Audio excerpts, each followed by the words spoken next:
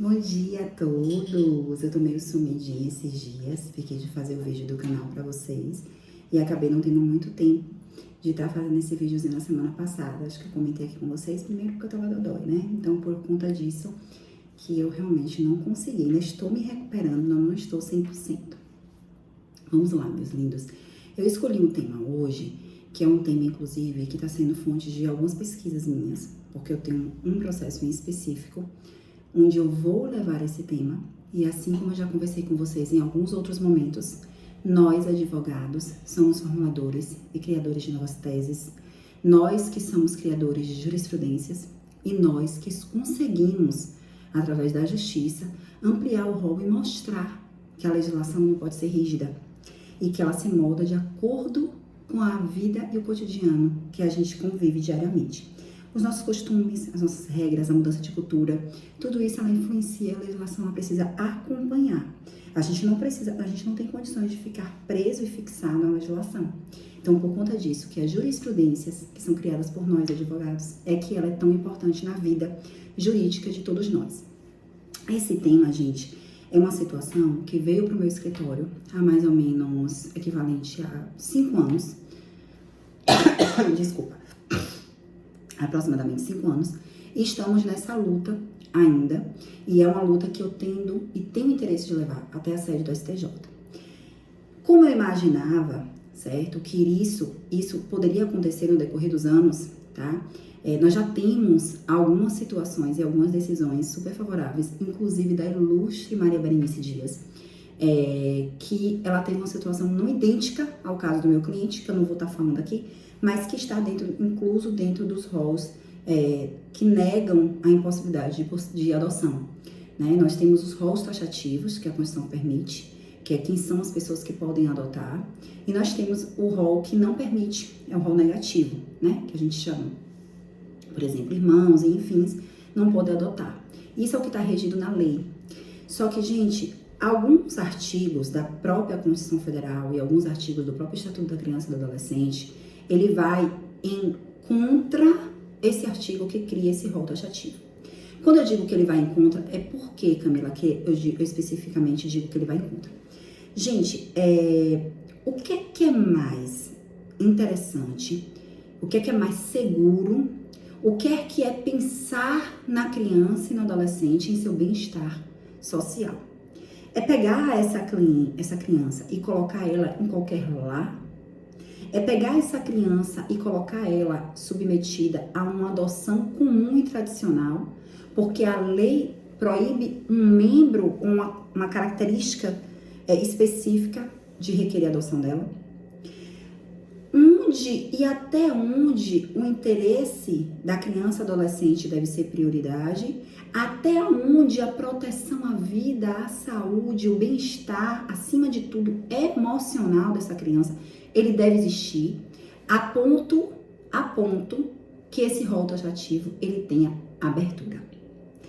Quando a gente fala que a gente tem uma negativa, não significa que a jurisprudência, ela não possa vir para cobrir, complementar, auxiliar ou até mesmo encontrar linhas em aberturas em relação àquele artigo de lei.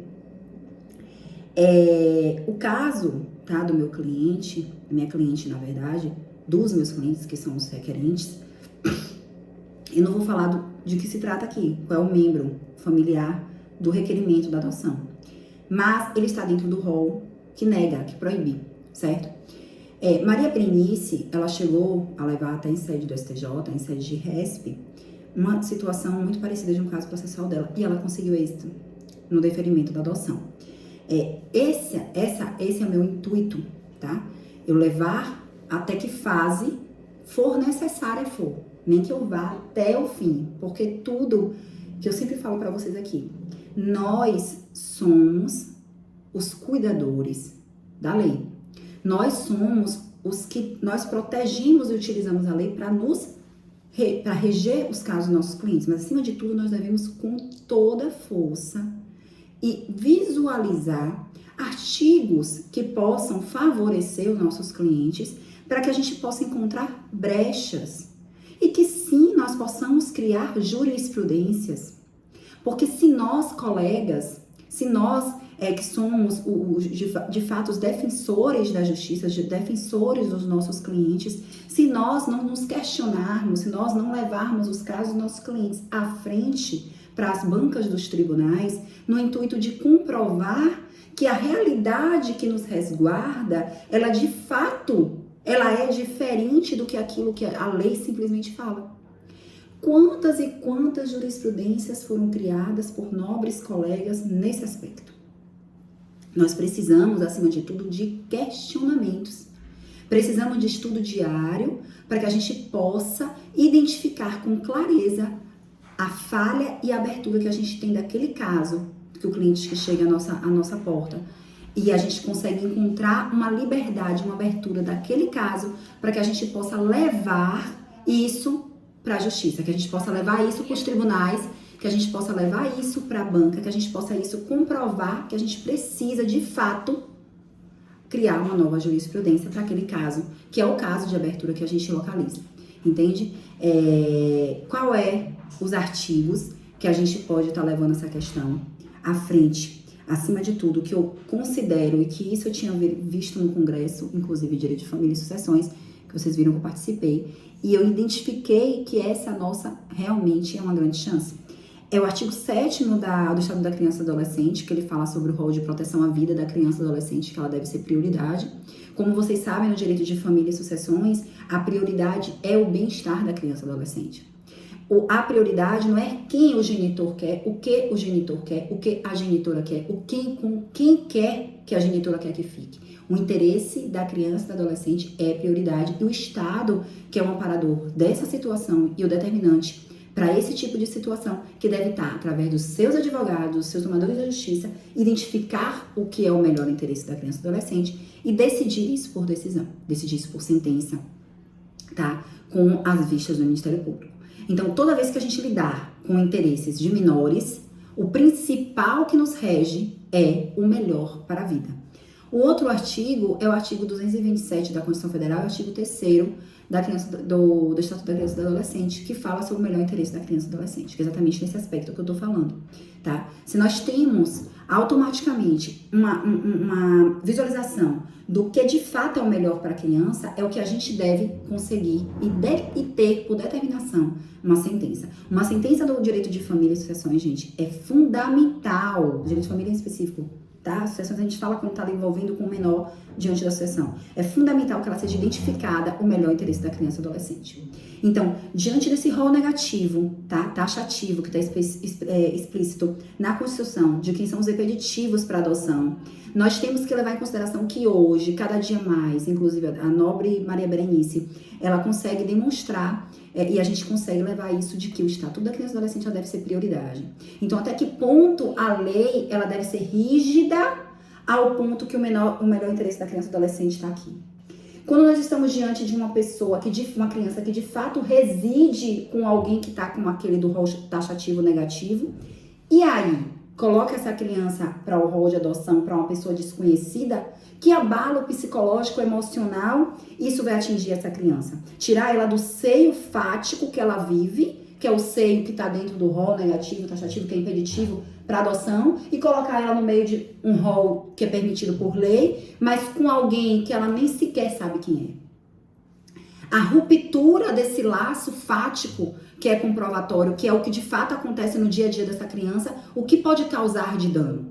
Então, até que ponto o Estado ele tem que defender essa criança, esse adolescente, onde a lei existe negando, mas a gente vê uma realidade fática que está aqui presencial, que a criança adolescente ela está vivendo aquilo ali, ela está passando por aquilo ali, ela vive aquela família, para ela quem é mãe, quem é pai, é aquelas pessoas que estão convivendo diariamente com ela desde o momento que ela nasceu, certo? Mas essas pessoas estão impedidas. E aí? Você chegar para essa criança e falar, olha, não, infelizmente você vai ser retirada desse seio e vai ser colocada para o rol de identidade de adoção, porque a lei te nega. Então, gente, ou então não, você vai continuar tendo, mesmo que você tenha a criança com desejo e considere que genitor e genitora para ela, fática, pode não ser de fato biológico, mas é emotivo, certo? O chamado homoafetivo chamado, né?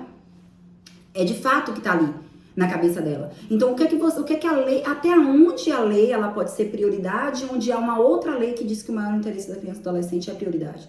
Então, até que momento a gente vai seguir o que aquele artigo fala, ao ponto que a gente pode causar uma ruptura grave para essa criança e esse adolescente. E até que momento o ECA entra como prioridade no momento que a gente tem a lei com abertura para isso. Aonde vai chegar a jurisprudência para nos resguardar nessas características, nesses aspectos.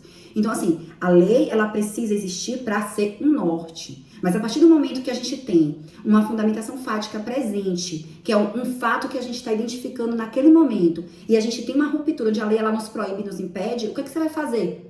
Qual é a brecha que você utiliza para sustentar aquilo ali? Por quê?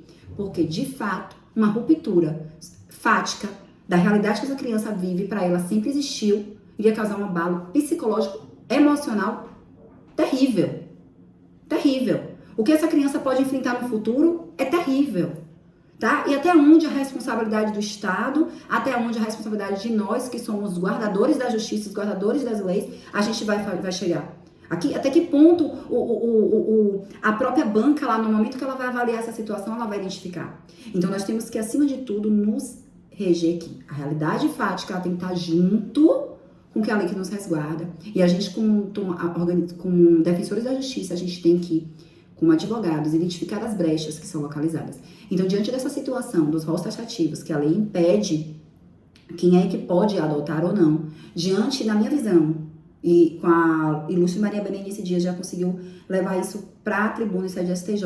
E esse é o meu intuito, que cheguei cada vez mais nesse aspecto, é que os artigos da Lei do Estatuto da Criança e do Adolescente, a própria Constituição Federal, rege que o melhor interesse da criança e do adolescente, a proteção à vida e à saúde, principalmente a situação de se manter a estabilidade emocional deste menor, deve ser prioridade.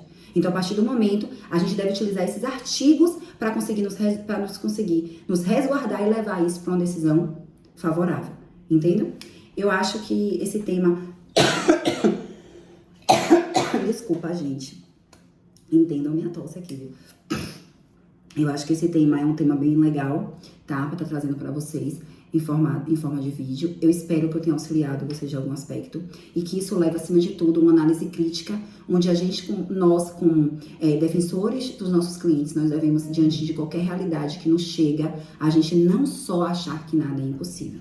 A gente não deve achar que se a lei proíbe, a gente deve simplesmente fechar as portas. A gente deve encontrar aberturas, jurisprudências, artigos lateralizados que a gente possa utilizar para que a gente possa fundamentar a defesa para o nosso cliente e tentar, sim. Tentar, porque somos nós que criamos jurisprudências. Somos nós que somos os organizadores e os formadores de teses jurídicas novas. Sem os advogados não existiriam jurisprudências. Sem os advogados não existiriam teses novas. Então, somos nós que levamos para os tribunais essa realidade fática, porque a gente que vive aqui. Então, a gente precisa comprovar onde a lei abraça o nosso cliente e quais as possibilidades. E criar as famosas teses jurídicas. É isso aí, tá bom, gente? Uma boa tarde para vocês.